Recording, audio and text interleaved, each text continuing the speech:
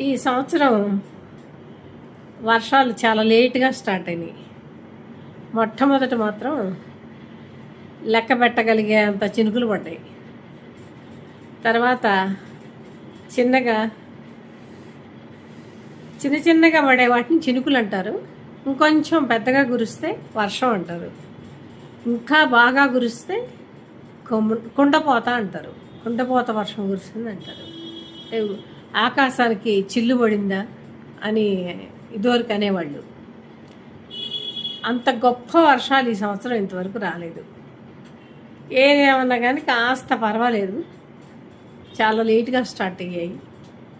సమస్యలు కూడా అంతే. జీవితంలో ఒక సమస్య వస్తే పలానా సమస్యని మనం లెక్క పెట్టుకుంటాము, గుర్తుంచుకుంటాము.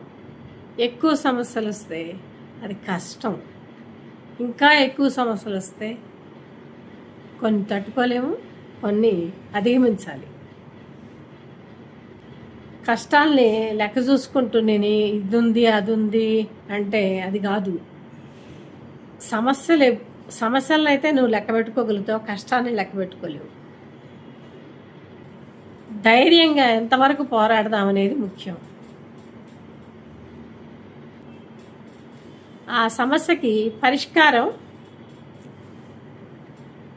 ముందుకు సాగిపోగలగటమే నీ జీవిత ప్రయాణం.